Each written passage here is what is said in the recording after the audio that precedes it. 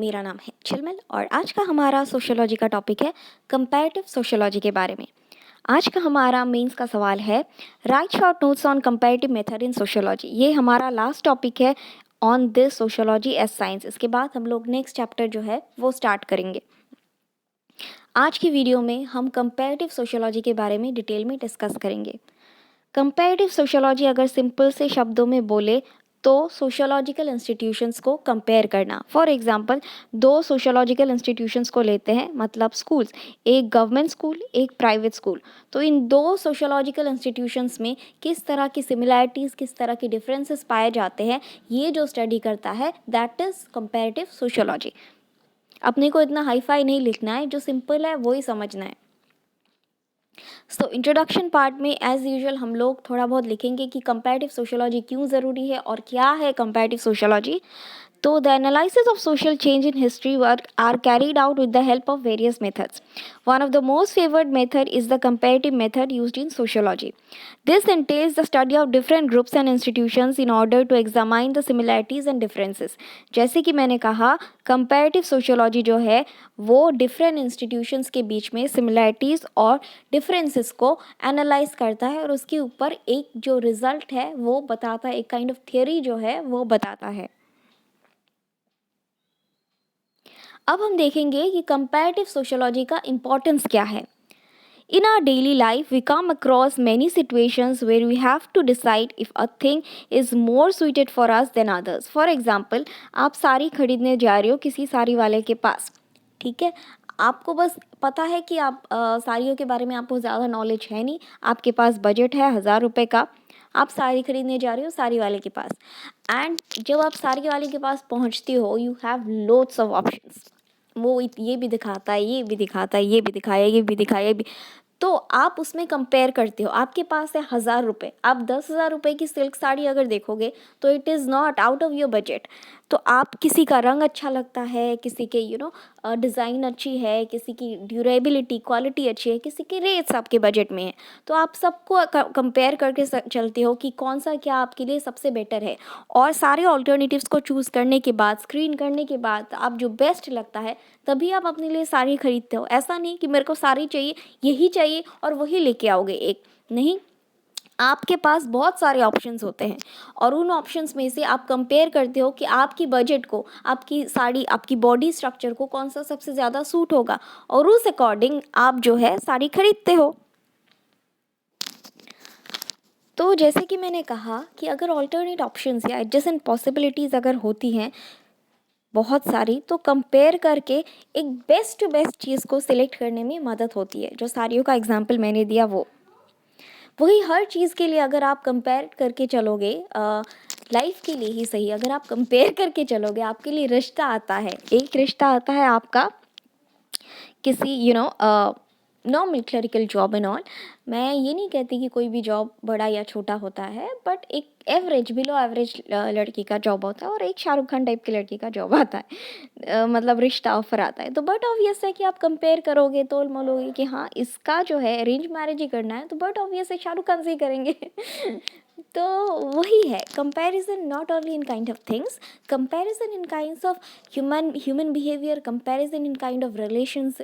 तो ये हर चीज़ में कंपैरिजन जो है वो किया जाता है। सोसाइटी जो है कंपेयर करके ही, जो बोलते हैं ना, गेम हमेशा बराबर वालों के बीच में होना चाहिए।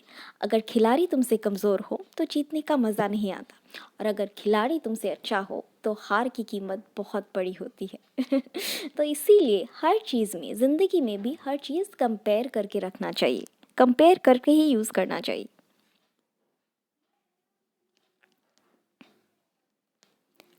सो यहाँ पे कुछ कंपैरिजंस के बेनिफिट्स बताए गए हैं। Alternatives are available. The first requirement of comparison is that alternatives are available. Comparison किस में होता है? दो या उससे अधिक चीज़ों में। तो एक चीज़ में अगर आप सेटिस्फाइड नहीं हो तो आपके पास ऑल्टरनेटिव्स है। You don't have to cry like a baby कि मेरे पास ये नहीं है, नहीं है तो नहीं है, दूसरा है ना, एक गए 100 आ जाएंगे। The second is that things should belong to the same category or class of objects. Okay. इसका मतलब ये है कि आप साड़ी आपका बजट है 100,000 रुपये, 1,000 रुपये साड़ी खरीदने जा रहे हो तो 1,000 रुपये आपका बजट है, ओके। तो आप हमें 1,000 रुपये के रेंज में कॉटन साड़ियाँ ही देखोगे, आप जो बनारसी सिल्क साड़ियाँ वो नहीं देखोगे, है ना। आप जो same category class of objects आप बोलोगे, आपको शॉपकीपर बोलेगा कि आपका बजट कितना है, तो आप बोलोगे मेरा बजट है 1,000 रुपये, तो आपको वो कॉटन सिल्क की मतलब कॉटन साड़ियाँ जो 1,000 रुपये के अंदर आती है वही आपको 10-12 दिखाएगा, उसी में आपको कंपेयर करना पड़ेगा। आपको बनारसी साड़ी नहीं दिखाएगा जो कि अराउंड 15-16 हज़ार की होती है। I don't know the exact range, but इतना ही होती है, बहुत कॉस्टली होती है वो, 18-19 थाउजेंड तक भी जाती है। तो I don't know, I don't have any idea about saris. तो उस तरह की सेम क्लास ऑफ ऑब्जेक्ट्स होती है, सेम वेरिएबल्स होता है। मान लीजिए आप खाने की चीज़ें, आप ऑर्गेनिक फ्रूट्स नहीं खाते, आपको फ्रूट्स खरीदने जाना है, आपका बजट कितना है, आपको किस तरह की फ्रूट्स खानी है। अगर आपको ऑर्गेनिक फूड्स ही खाते हो, आप नॉन ऑर्गेनिक फूड वेजिटेबल्स या फ्रूट्स नहीं खाते हो, तो आप नॉन ऑर्गेनिक फूड्स में नहीं जाओगे, आप ऑर्गेनिक सेक्शन में ही जाओगे और वहाँ पे कंपेयर करोगे और वहाँ पे ही आप सिलेक्ट करोगे। तो हर चीज़ जो होती है उसमें क्लास और कैटेगरी के हिसाब से ही आप कंपेयर कर सकते हो। Thirdly, there should be some difference among objects and the difference should be among narrow limits. There is no point in comparing a silk sari of 300 and another of rupees 3,000. Okay. तो यहाँ पे comparisons की जो components है वो है, first alternative available होना चाहिए, दूसरा सेम क्लास का ऑब्जेक्ट होना चाहिए। आप सिल्क को ऊल के साथ या कॉटन को बनारसी सिल्क के साथ कंपेयर नहीं कर सकते, आपको कॉटन साड़ी को कॉटन साड़ी के साथ ही कंपैरिजन करना होगा। और दो कंपैरिजन में ऑलमोस्ट सिमिलर होती है, एडजेसेंट पॉसिबिलिटीज़ में ऑलमोस्ट सिमिलर होती है, but there should be minor difference जिससे जो ओनर है उसको अपनी चॉइस को सिलेक्ट करने में मदद मिले। फॉर एग्जांपल वो कॉटन साड़ी दिखा रहा है, ये 3 कलर की कॉटन साड़ियाँ हैं, ये यहाँ पे एग्जांपल दिखाते हैं, ये 3 कलर की कॉटन साड़ियाँ हैं, ठीक है। तो 3 कलर की कॉटन साड़ियाँ में ये डिफरेंसेस है, लाइक कलर का डिफरेंस आ गया, किसी को रेड कलर पसंद नहीं है, किसी को ग्रीन कलर पसंद नहीं, तो प्राइस रेंज सेम होता है लेकिन कलर्स होते हैं, उसके बाद जो एम्ब्रॉयडरी वर्क वगैरह होता है वो डिफरेंट होता है, तो थोड़े बहुत डिफरेंसेस होने चाहिए। तो हमारा फर्स्ट कंपोनेंट होता है कि कंपैरिजन मेथड में ऑल्टरनेटिव्स अवेलेबल होते हैं, दूसरा कंपोनेंट होता है कि जो सेम क्लास सेम कैटेगरी के चीज़ों में ही कंपैरिजन किया जाता है, और तीसरा होता है कि थोड़ा बहुत डिफरेंस होना चाहिए बिटवीन द सेम कैटेगरी। ये सेम कैटेगरी में भी थोड़ा थोड़ा डिफरेंस होना चाहिए, लाइक कलर का डिफरेंस हो गया, साइज़ का डिफरेंस हो गया, थोड़ा बहुत माइल्ड डिफरेंस होना चाहिए जिससे जो ओनर है उसको चूज़ करने में, सिलेक्ट करने में आसानी हो। अब हम देखेंगे एमिली डर्खेम का क्या विचार था in terms of comparative sociology और in terms of comparison of society. The meaningful or relevant difference is important in scientific discussions. The experiences of same phenomenon can be refined. For example, urbanization in India can be studied from a period of 1971 to 2001. Durkheim studied the social rates of suicide in France over the later part of the 19th century. ये जो suicide की theory थी Emily डरखेम का, वो हम लोग जब sociological thinkers पढ़ेंगे उसमें उनकी थियोरी के बारे में डिटेल क्वेश्चन ही है, वो हम डिटेल में डिस्कस करेंगे। अभी के लिए उन्होंने ये डिस्कशन किया था कि अर्बनाइजेशन इंडिया में किस प्रकार का अर्बनाइजेशन हुआ था बिटवीन द पीरियड 1971 टू 2001, उसको कंपेयर किया था कि 1971 में किस तरह की अर्बनाइजेशन या अर्बन डेवलपमेंट हुई थी, उस दौरान किस तरह की गाड़ियाँ थी, किस तरह की घोड़े, किस तरह के रेस्टोरेंट्स थे, और 2001 में किस तरह के गाड़ी थी, किस तरह के होटल्स थे। अगर इसको आप लोग को विजुअलाइज वे में इमेजिन करना है तो आप वो अक्षय कुमार की फिल्म है ना एक्शन रिप्ले, उसमें जब वो फ्लैश बैक में जाते हैं तो पूरा रेट्रो लुक जो है वो दिखाते हैं, और अभी के टाइम पे भी वो पूरा दिखाते हैं। तो आप वो फिल्म देख सकते हो, उससे इस सिनेरियो को विजुअलाइज कर सकते हो। Durkheim wanted to understand that comparison can be made of variation of a phenomenon in different parts of the society.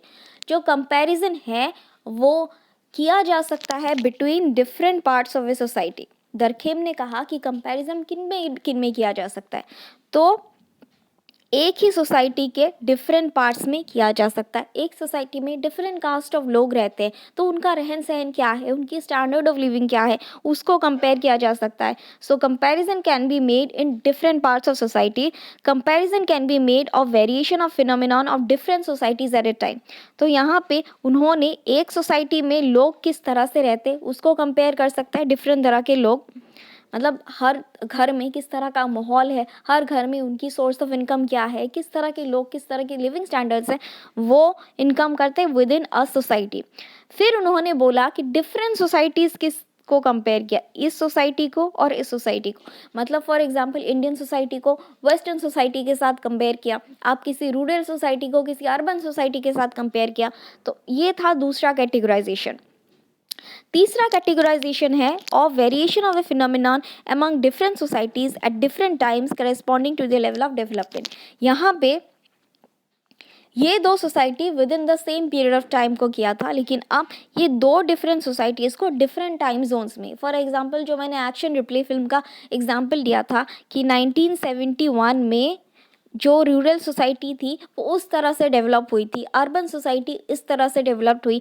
वही 2001 में रूरल सोसाइटी इस तरह से डेवलप हुई, अर्बन सोसाइटी इस तरह से डेवलप हुई। तो इस तरह से तीन कैटेगराइजेशन किया है एमिली डर्खेम ने in terms of comparison of sociology.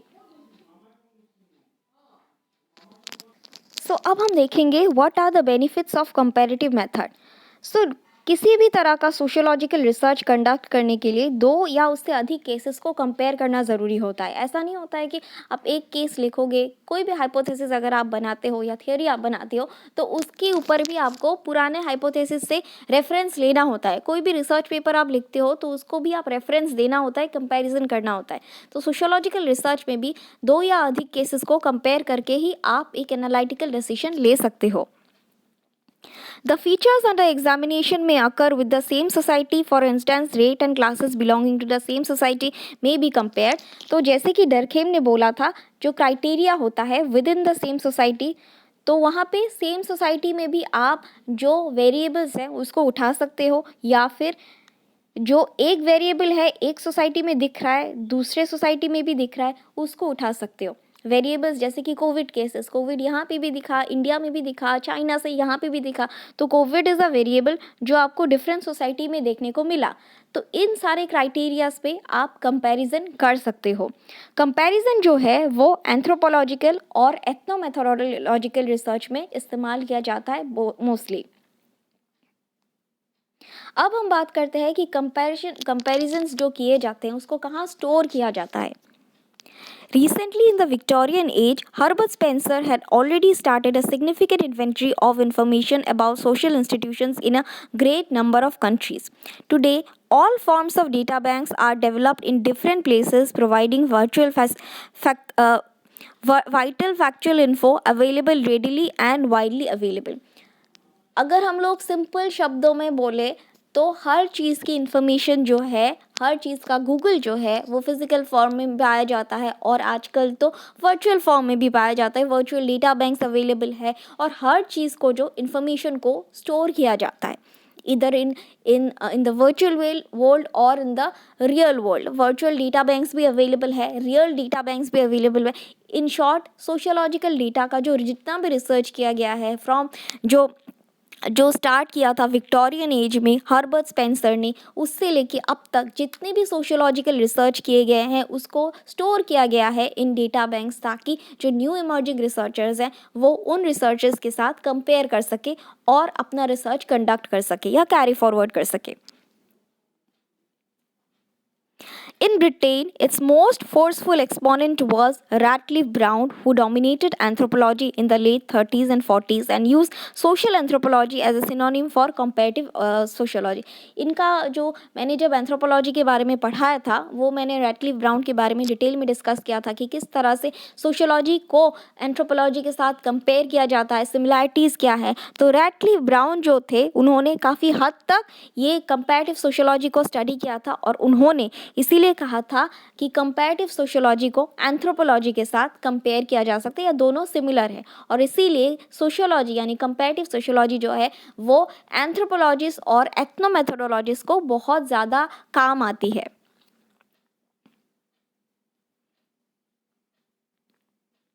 अब हम देखेंगे इसके लिमिटेशंस। हमने बेनिफिट्स देख लिए, अब हम देखेंगे इसके लिमिटेशंस।